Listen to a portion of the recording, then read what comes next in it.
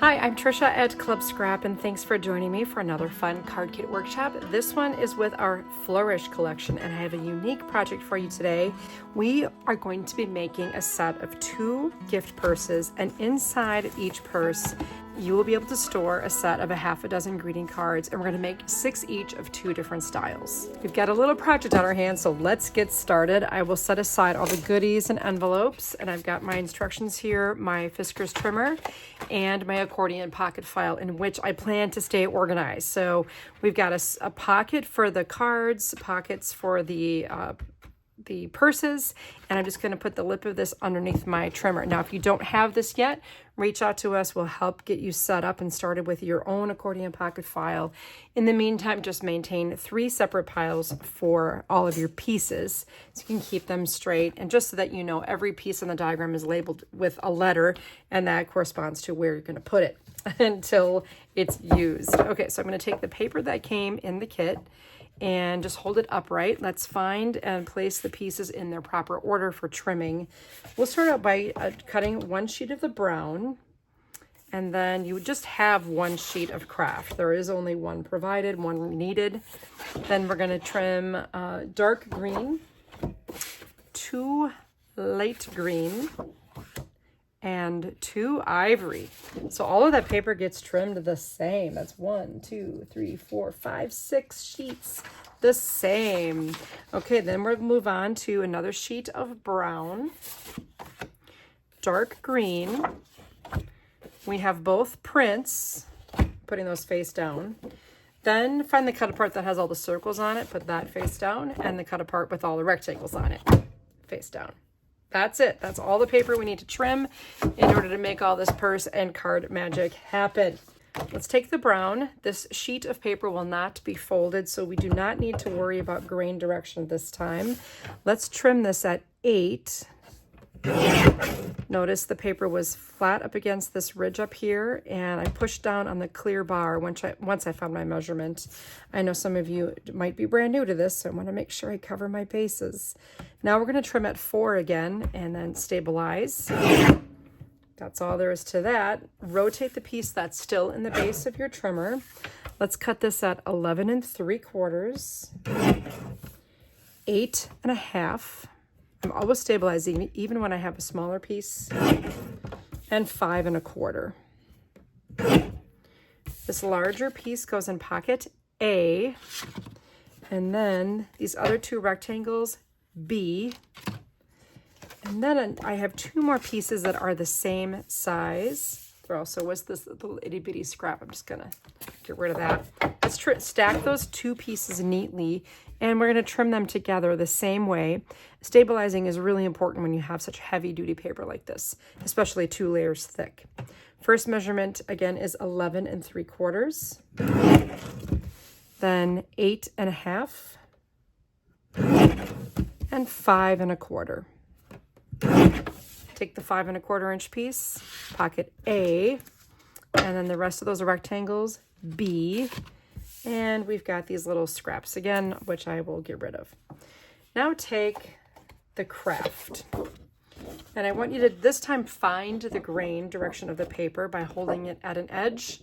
See how stiff it is here, and if I hold at a neighboring edge, I can bend it more easily. So I want you to put the paper in the trimmer so the bend goes from the top to the bottom of the trimmer, and then I'm going to repeat that with this sheet of dark green. This is stiff, this is nice and bendy, goes bending top down, and we'll make a bunch of cuts, so just bear with me on these. We get a lot of practice. We get to do it 3 times with 2 sheets of paper each time. Okay, our first cut again is 11 3/4,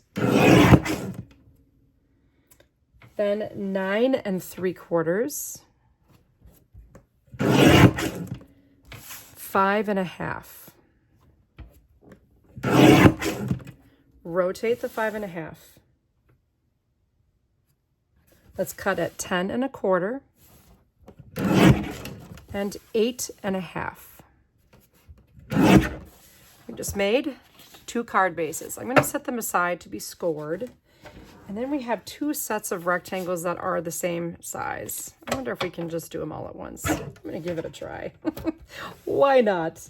Let's trim them horizontally at 4.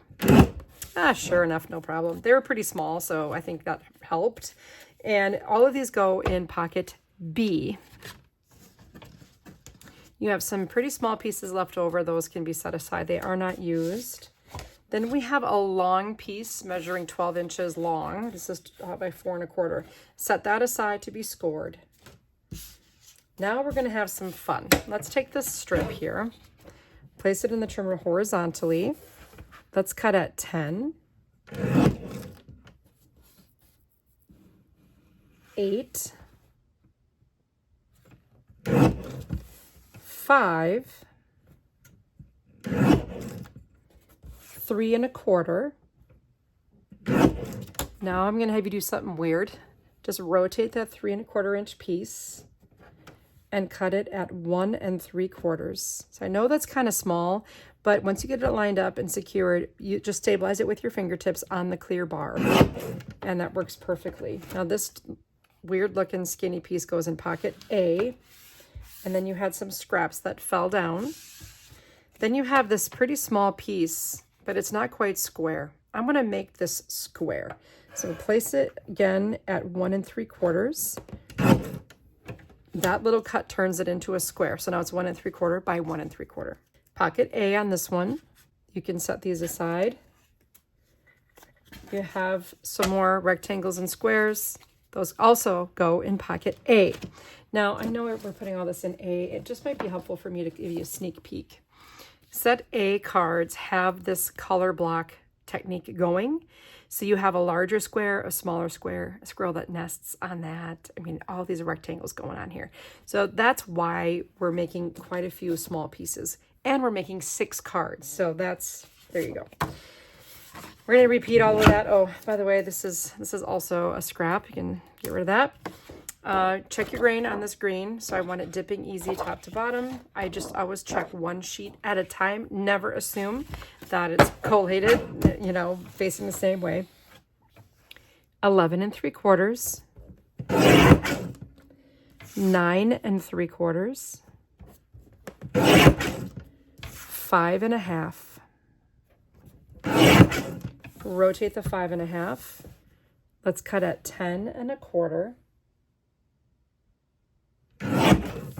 8 1/2. 2 more card bases set aside for scoring. Take the big pile of rectangles, stack them up as neat as you can, and trim at 4. This goes in pocket B. You got 2 tiny little scraps. This long 12-inch piece gets set aside. And we've got our strip again for all of our fun cutting. All right, I think I've memorized this time. We will start at 10.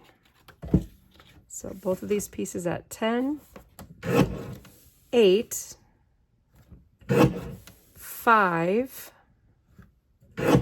3 1/4, rotate, 1 3/4, make sure you stabilize like this. A, little bitty scraps. Then we have the little piece that's not quite square. We're going to trim at 1 3/4. And along with all the other tiny pieces we trimmed, pocket A again. And we've got little scraps, long scraps. They're all pretty small though, inconsequential. Finally, the ivory. So last time we have to do this, checking grain direction for dipping easy top to bottom. One more time, 11 3/4. I hope you see the efficiency of this. 9 3/4. And 5 1/2. Rotate. We'll cut at 10 1/4. 8 1/2. Set aside to be scored. Grab that big pile of strips. We'll just go for it at 4 inches. Oh, that's pocket B. And These little guys are scraps. This long piece gets set aside to be scored. We have our 2-inch strip. We'll start at 10, 8, 5, 3 1/4. Rotate, right? Remember that? Remember that little move? Cut at 1 3/4. Pocket A. And then this needs to be made into a square. So at 1 3/4, again, protect with your little bar. Put that in A, along with all these other oddly shaped pieces, and get rid of our pile of scraps. Doing great. We are well over halfway now. We'll take our brown. It's really super heavy brown. And let's trim this so that, place it in the trimmer so that it bends easily top to bottom. I mean, this way it's really stiff. That's a little easier. Check the green as well. We'll do the green at the same time, dipping top to bottom. We will trim at 10 1/2. 9 3/4. And 9.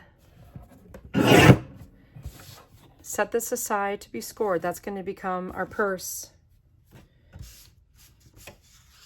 These 4 pieces will also be scored, so I'll set them aside. And now we will trim at 10 1/2 on this last strip. This one was a 1 1/2 inch strip, so 10 1/2, 9, 7 1/2,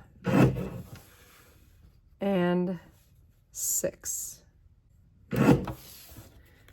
This is a scrap, and this goes in pocket A. We have reached the print. Now, to me, the correct direction for this print is so that the bricks, there's actually a really faint brick texture in the background. So the bricks should go horizontal in this case.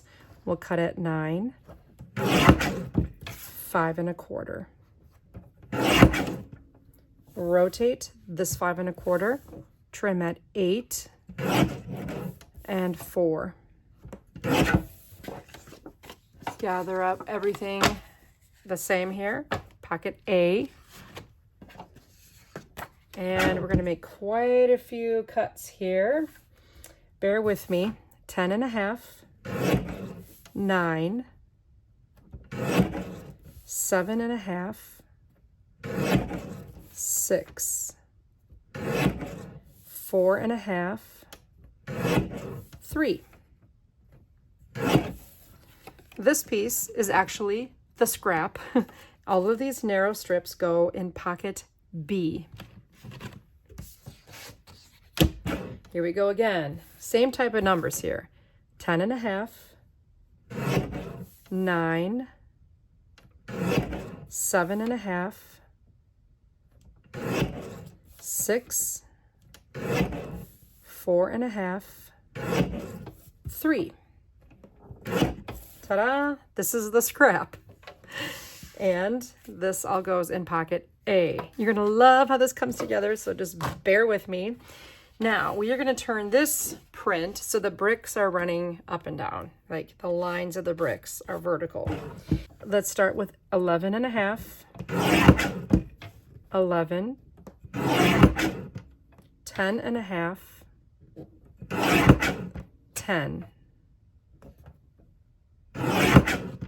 9 1/2, 8 1/4, 7, 3 1/2. I know that's a lot there. Sorry. But it must be done. Okay. These 2 pieces that are the same, when I trim them together, I like to put the plain sides back to back. Then there's less slippage. 11 1/2 on the pair. 5 3/4. All of this can go in pocket C. Then we have These strips that are a little wider than most, I will point out you had 2 little end cuts that fell off the end there. And we will trim these again back to back at 7 and 3.5. These pieces that were shorter, there should be 4 that are short, those go in pocket C, and the long ones are the scraps. Now there are 5 of these. 1 of them isn't used, and these are placed in pocket C.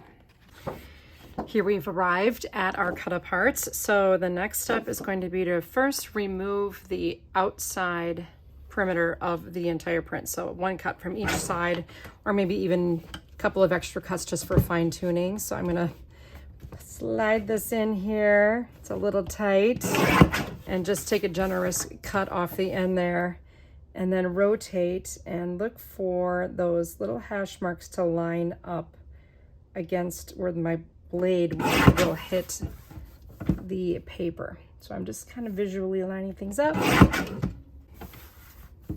and then rotate until you basically have the perfect 12 by 12. And let's begin with the paper situated like this, with the circles on the right. And we'll start at 9 inches, then 7.5, 3 3/4. Rotate.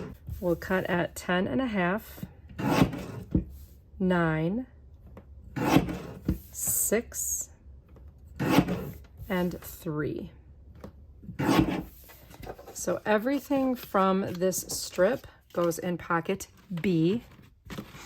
Take the next strip and we'll kind of repeat that. So 10.5, 9, 6, and 3. Everything again, pocket B. We have this narrow strip here, which I will trim at 7.5, 3 3/4. Both of these go in pocket B. Now, if you happen to have a punch that measures 3/4 of an inch, that'll be super handy for removing these little pieces that go inside the medallion goodie that we've included in this kit.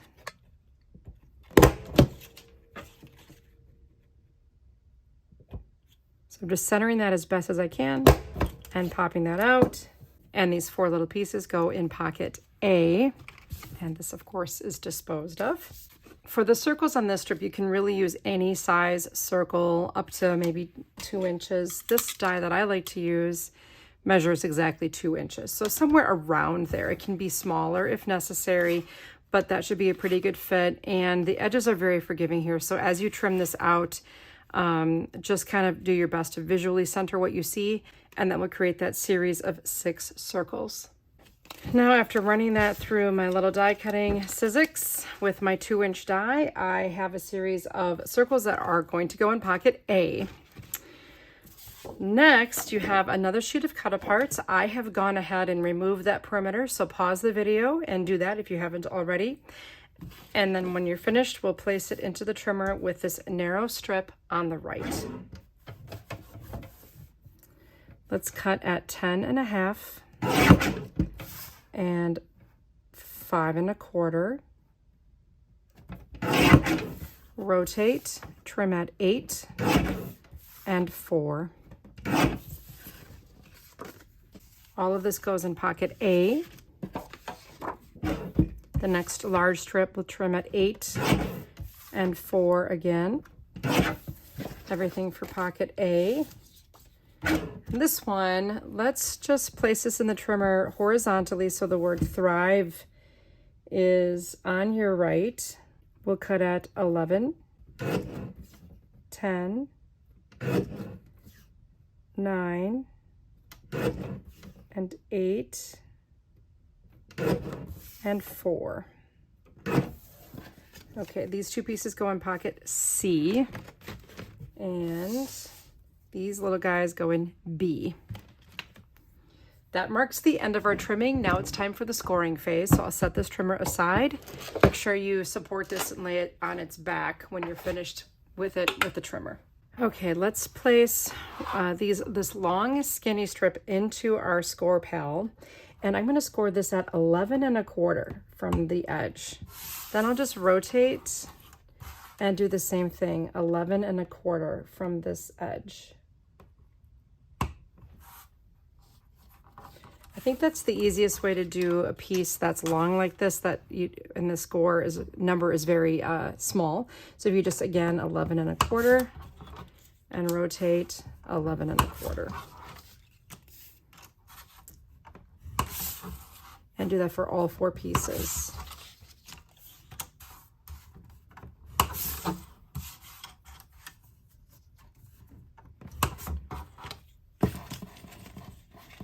This can all go in pocket C. Those are going to be the handles for our purse. Next, we can take that larger 9-inch piece, 9 by 12-inch piece.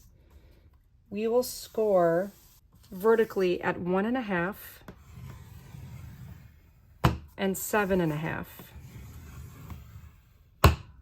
Then rotate and score at 5 1/4 and 6 3/4. Then I want you to flip the paper from the bottom to the top. So it's still horizontal, we're just flipped to the other side. Score at 3/4. Don't like those small numbers. And 11 1/4. All right, that's gonna be 1 purse. Let's repeat that. We're gonna put the paper in the score pal. In this case, the texture side is facing up. We'll score at 1 1/2 and 7 1/2. Then rotate, score at 5 1/4, 6 3/4. And the paper was still right side up. Now I'm going to flip the paper from the bottom to the top. Score at 3/4 and 11 1/4. We're going to keep these set aside for a moment. Let's just finish our scoring. I'm going to do a few other things for prep work. We have a set of 6 pieces. We're going to score texture side up the same measurements each time on the 12-inch pieces. So that's 5 1/2, 7 1/2, 9 1/2, 11 1/2. That repeats for the next 12-inch piece. 5 1/2, 7 1/2, 9 1/2, 11 1/2. So we're basically starting at 5 1/2 and then every 2 inches. 5 1/2, 7 1/2, 9 1/2, 11 1/2. So you pause me and you work at your pace to finish the rest. All of these pieces can be placed in pocket B. Then we have one more set that needs to be scored, and these are 5 1/2 by 8 1/2. So scoring is optional since these will just be folded in half, but otherwise you'll score with the paper texture right side up at 4 1/4 inches.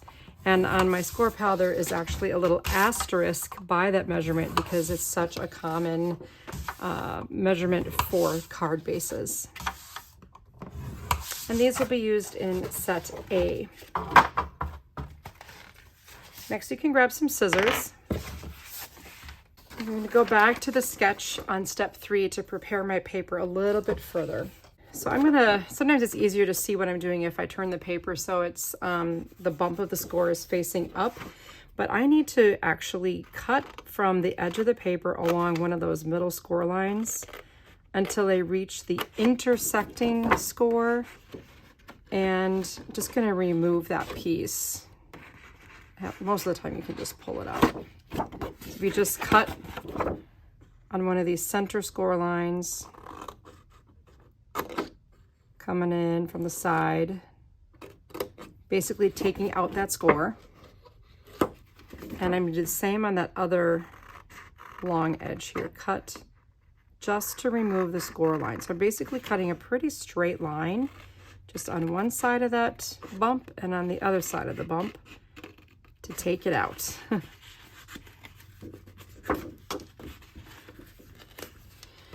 Now I have this area that's been scored up at the top. And according to the sketch, I need to remove the score line itself and the corner. So I'm going to flip back over to where I can see. So here's this little rectangle. That whole rectangle needs to go. So I'm taking out the score line itself and the rectangle. This is just on that one edge where you have that narrow score line. So this is exactly what I need to make my purse. You'll repeat that for the brown base, and I just chose this nice heavy stock to work with. It's going to make such a beautiful, sturdy little gift purse. So go ahead and remove these 4 little lines here, and then remove the upper little corners of the piece, just like we did on the previous sheet. Excellent. Now I have the 2 pieces I need for my purses ready to go. And again, those corners are removed, and I've got my little tabs here on the side. That's all I really need. I'll place that in pocket C for later. And now we can set aside our score pal. Since we're going to work first on card set A, let's take everything out of pocket A, and there are quite a few pieces in there. So I would advise you to organize all of those pieces that came out of the pocket by size, and you can fold on each scored card base. To do that, make sure you look for the bump of the score line before you fold it in half. Make sure the bump goes on the inside of the fold. And I usually burnish my fold in batches. So in other words, if I just made like say 4 folds and I just finger tuck them in, and then you can stack your folded edges together and take your bone folder and you can burnish 4 cards at the same time, maybe even more. That's a great time saver, especially when we're making so many cards. So now that I have everything organized by size, every piece in its own pile of its own size, I can take my card bases and distribute them. Now, normally we make 4 of each card, but since 6 fit so nice in the purse, I just decided to make 6 each of 2 styles, and then we can work on that purse together. So let's kind of deal out what we've got going on here in our instructions. I've got a vertical dark green card base, and then a vertical light green, a horizontal light green, a horizontal craft, a horizontal white, and a vertical white. So this will maybe help us get our bases situated to match sort of what I see in the instructions. 2 vertical, 3 horizontal, and another vertical. Now the fun part is we can distribute some panels. So we have a series of printed and plain panels. So this dark green will get a brown, and a brown here, a brown on the craft, and then a print on the remaining 3. Done. Next, let's look for the wider pieces. There's some skinnier ones too, but these are a little wider. Let's distribute those. So I'm going to begin with an ivory up here, and then a craft in this corner, an ivory in the lower right corner here, a light green here, a dark green here, and a light green here. Now, do the colors have to be as I'm indicating? No, but this is just a suggestion, all right? So just take it for what it is. Now we'll go with these skinnier ones. So I'm going to go skinny opposite the ivory here. Craft, I'm kind of matching up the colors if you can tell. Ivory up in here. Light green again here.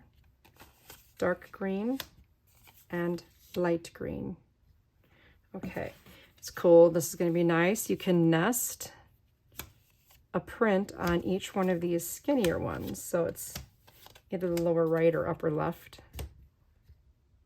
Actually, this gets switched around. My apologies. Okay, now we have the larger green. I don't think I'm using all of these, so keep that in mind. We've got a craft over here, an ivory there, dark green, ivory, craft, and ivory. I believe these are extras, so So I'm going to start up over here with a craft, and then a dark green, a light green, ivory, light green, and ivory. Finally, we have some nesting squares going on here.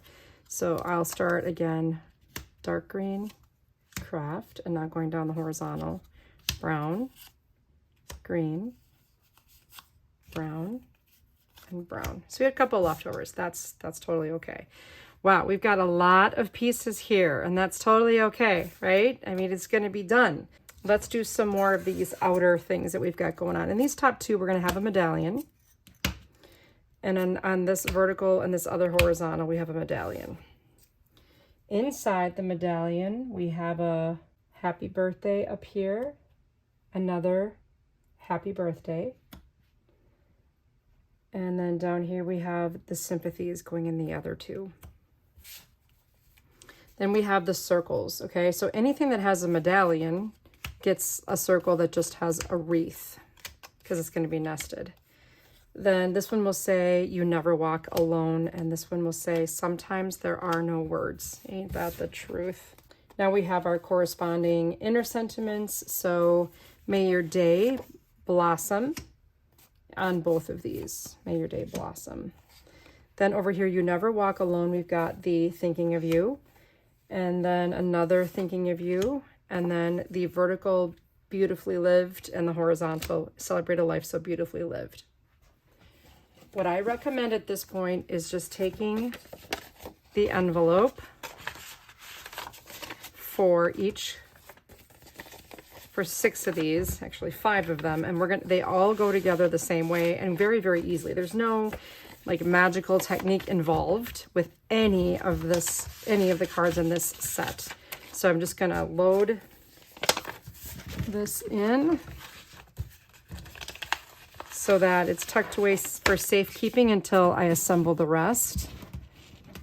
And then we're gonna make one of these together. So I'll make this one with the dark green card base. It's a vertical with a medallion.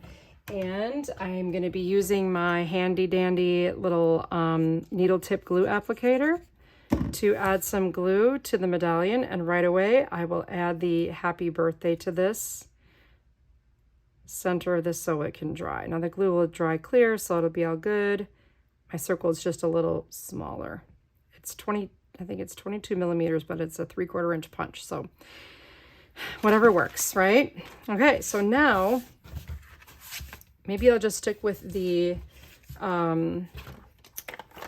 panel first, and I can nest my skinny print onto the corresponding square, and then I have this other little square here that I can nest. Again, the wider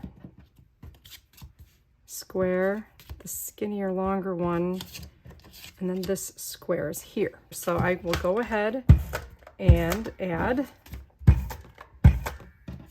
adhesive to the back of all of these pieces. And if you're working with the big pile, I mean, you have all 6 of your cards, you can lay it all out on a long table and just go to town, right? So make sure you got your pieces going back in the right spot. I got my large ivory here, then my larger square here, and I could probably eyeball this long skinny here, and the square here.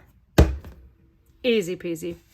Next, I have this fun little garland, and this is a 5 1/4 inch panel here, tall. So you can cut this to 5 1/4 inch length with scissors, trimmer, whatever you prefer. And then once you have that length correct, or you could like glue it on and then take off the ends. I just put the adhesive along the center vine and then place it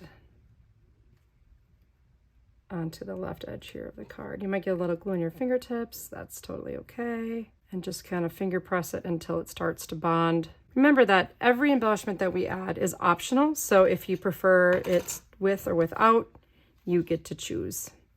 Next, I can take my circle, and the way I like to have it placed is so that it's covering up the intersection between all four of those things.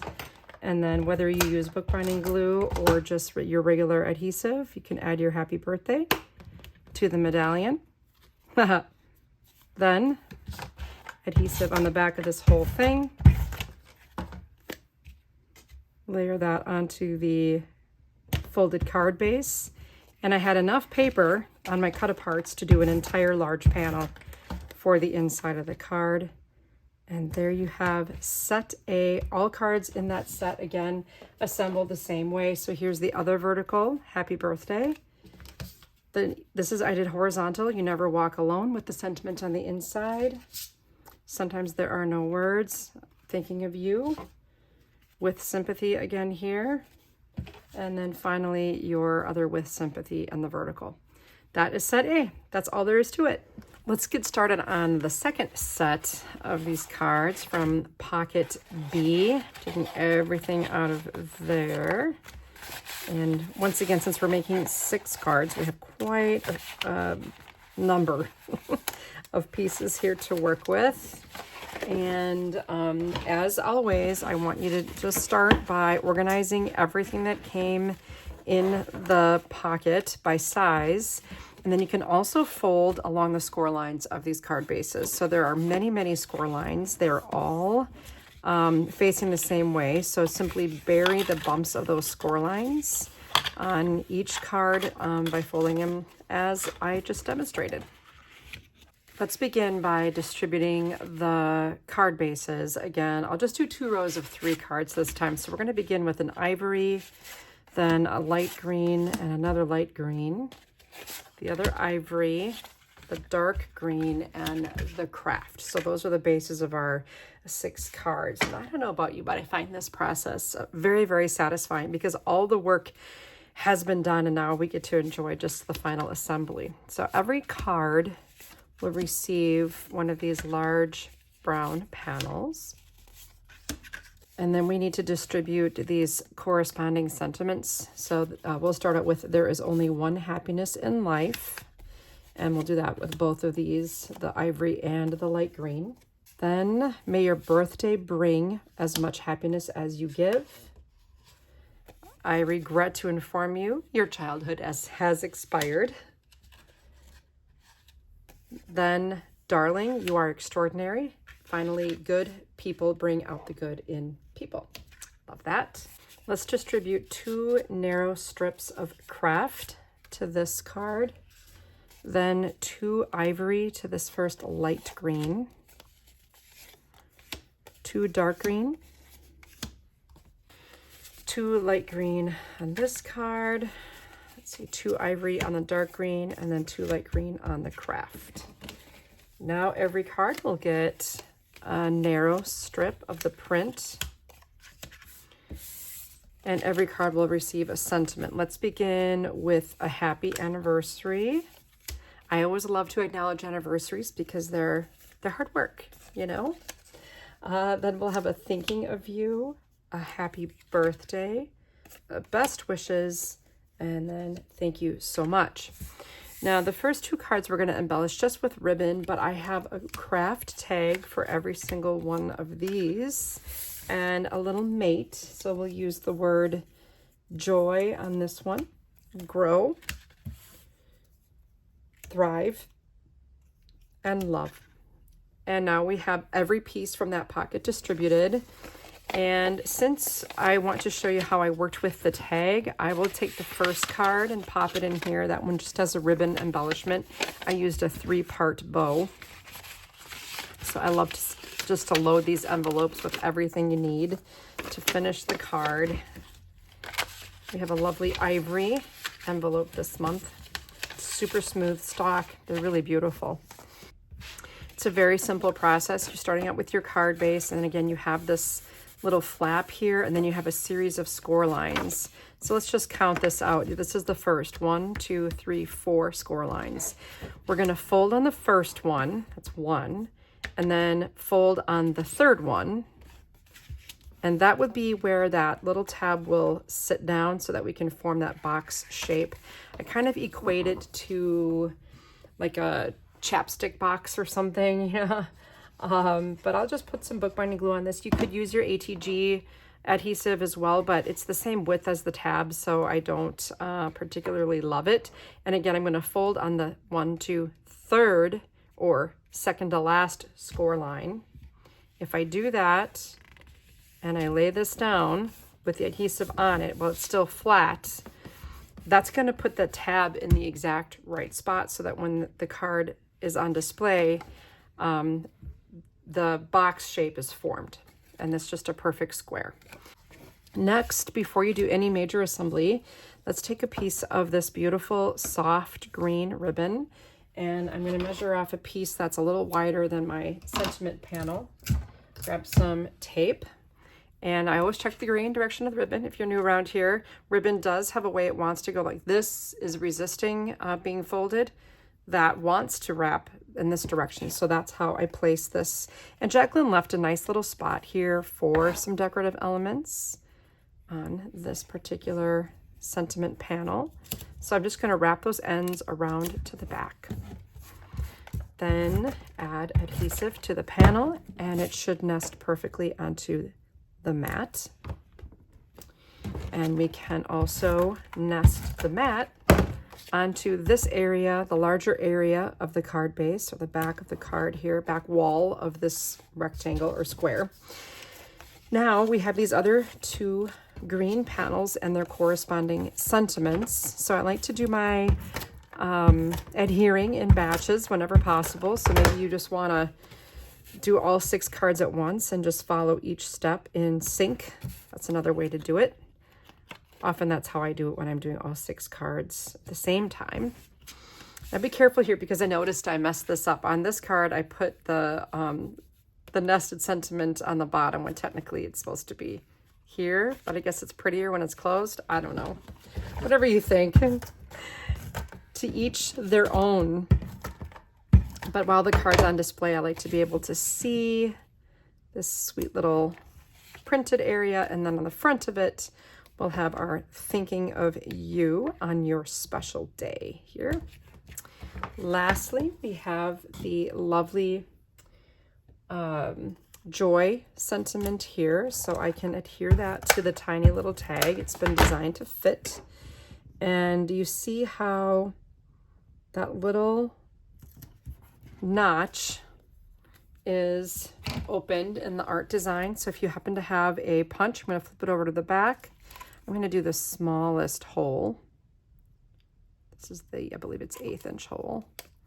That should put it in a nice little spot, and indeed it does. Now at this point, you do have some jute in your kit, and if you don't mind tying a little bow, just make sure you give yourself enough tail. So when you're trying to tie a small bow, it's not my favorite thing to do, so I just don't. I tie a large bow first, and then I make it small by shortening the loops. That's why I give myself plenty of tail when I start to make a small bow. And then no matter how big your hands are, you can just keep pulling until you like the size of the loops on your tiny bow, and then you trim that extra tail. At this point, I'll add a little adhesive to the back of this tag. These are very lightweight, thin little tags. And I can add this to the upper right corner of the card base. How sweet is that? Now the card lays perfectly flat for mailing, and then it displays sitting up like a box, like so. And of course, all the rest of the cards in the set, this was my original sample. We matched that pretty perfectly. On the others, I did a 3-part bow here with this wider grosgrain ribbon, so it kept it nice and flat. It still folds flat for mailing. I did that on 2 of them. And on this one, matches the one we made together. And on the final 2, I just wrapped a few winds of jute around the back here, and then added the tag to the front. So it's kind of like a pop-up, and I think that's pretty adorable as well. Fun idea for this structure. With those 6 cards done, now it's time to make our purses. Let's begin by taking everything out of the C pocket. And we can take our purse base. Let's make the green one together. It's a little bit brighter for on-camera work. Of course, both purses go together the same way. Now I want you to be really aware of the score lines that we created earlier because we did a flip, and that's what helps us with the assembly. Now I want you to place this on your work surface so most of the scores have an indentation. There will be a bump here and a bump there, but the rest will be indented, and you're gonna have your missing rectangles at the top. That's how I want you to match what I'm doing. Next, we have some panels I want to decorate this with, and that's going to help guide our assembly a little bit more accurately. So I'm going to place a printed panel nearest this horizontal score line in the center here and here, leaving this area free. You have 2 more for your other purse. And then you will have a pair of narrow strips that can go here and here along the side wall. That is where we are going to begin. So whether you use your bookbinding glue or your ATG, since this is going to get handled a lot, I think I'd prefer to use the bookbinding glue so that I have a nice, firm, lasting application. By doing this first, it's going to help guide our final assembly of the purse. So if you just start out on the right foot, it's going to help ensure a more successful end to the process. Let's take these 4 printed panels and trim them to 10¼ inches in length. You could do that with scissors or a trimmer. And then I'm going to take these other narrow pieces that are a little wider. Let's place them onto our work surface so that the bumps of the score line we added earlier are facing down. Bumps facing down. Take some bookbinding glue. I'm kind of changing the way these handles are made a little bit to other purses we've done in the past. I have used brads to secure the handles, but I did not decide to make this project before we had already configured our kit. So I'm just changing it up a little bit, thus omitting the need for the brads altogether, which is kind of a cool little development. I would have gladly put them in there if I could have gotten them in on time. But if you have a brad and you want to use it to secure the handle to your purse, by all means. But I just think this is another fun alternative to assembly. Of note, I am centering this between the pair of score lines. So it'll be a little margin past the score line on one end and then same on the other. And then I can also fold in on these little score lines here.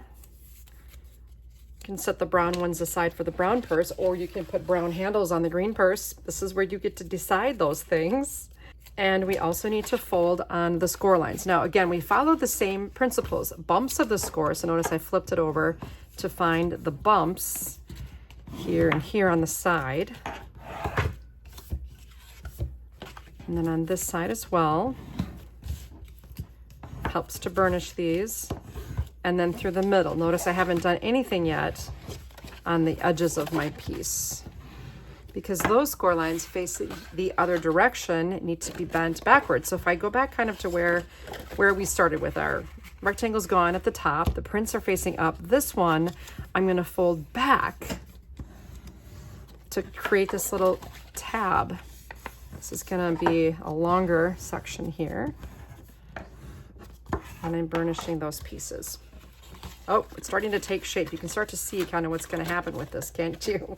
All right, now we need to install our handles. This is probably the trickiest part. It's not too bad, but basically you're going to loop that little folded piece on both sides and tuck it in underneath. And you can practice this without the purse, you know, with it flat, but without any adhesive. And then we're going to be adding the adhesive. So the way I did this was I came in with my ATG. This is on the side without the missing corners. And you need to make sure that your adhesive goes all the way to the end. Otherwise you can use the liquid glue, but with attaching the handles, it was a little easier to have some adhesive there. And then you can just pick a distance from the score line to add these little loops around the flap. I'm going to go an inch, and I'm using my grid paper, my cutting mat rather, to help me determine that. Once I know where I want these placed, I can go back and add a little more adhesive to the purse handle and then flip it back over this way. And then I can flip my purse handle back and add some adhesive right where the handle is going to come in contact with that lip of the purse. And I used liquid glue this time just because it's probably a little stronger for me. I really want this to not go anywhere once it makes its home. So make sure that you kind of hold it in place until it starts to stay on its own, and then you have one purse handle attached. Flip it over and we can do the same thing on this side. So I will add my adhesive here. And I'm going to go again an inch. This is on my cutting mat here, an inch in on each side. Notice my print is facing up here to match the print on the outside of the unit here.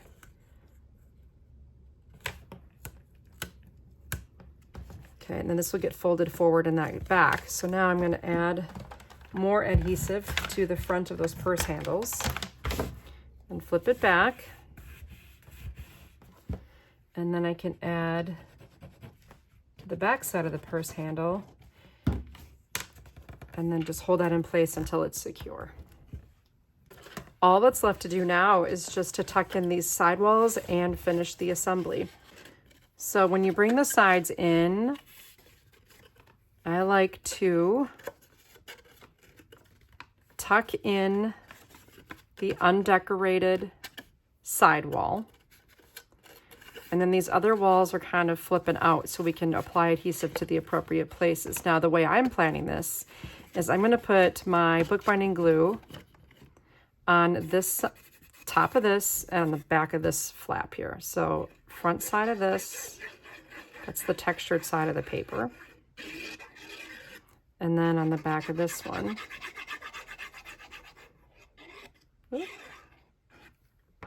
That way when I tuck in the side tab here, it has adhesive to stick to, and then this is going to stick here. And then just line everything up nicely, especially focusing on the flap up here to form that sidewall of your gift box, your gift purse. Oh, how wonderful is that? Burnish from the inside if you like, just to make sure everything's bonding properly.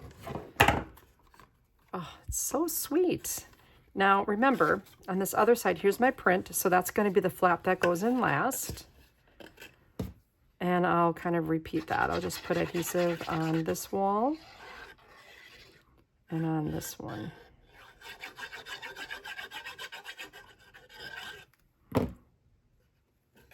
Tuck that in, bring that in. Oh, it's a perfect fit. Very, very sweet gift purse. Now, from your scrap pile, you'll find some really skinny strips. These are 1/4 inch, and I use them to accent the purse here. So I'm going to cut this to the same width as my print, which in this case is 5 3/4. I'll cut 2 strips. And then I can take the 2 5 3/4 inch strips and add them to my purse. If you want to use a ruler to make sure you're level, that's always a good idea. I am going to be bold and brave and eyeball that right now, just in the interest of time. And I just put them on just sweetly spaced here. And then I can take my bloom Cutapart that Jacqueline designed for us and add that to the center. And your purse is ready for gift giving. Just add the 6 cards when they're made. Maybe take 3 of each style and dispense them equally as far as occasion into each gift purse with the envelopes, and you've got a wonderful hostess gift, or maybe even just a gift for yourself. Hope this project made sense to you, and I appreciate your taking the time to watch the video and join me for this workshop. It means a lot when you leave a comment. I hope you were successful in the project. Be sure to share your finished purses with me on our Facebook group. Feel free to try this project with other papers and kit designs and see how it comes out. I'm sure it'll be a fun project in any theme, so give that a whirl. If you're not already a member of Club Scrap, be sure to join us. Join our monthly card kit or page kit workshops. We'd love to have you. And don't forget to hit that subscribe button on YouTube so you never miss another project again. Hope to see you soon in class. Bye for now.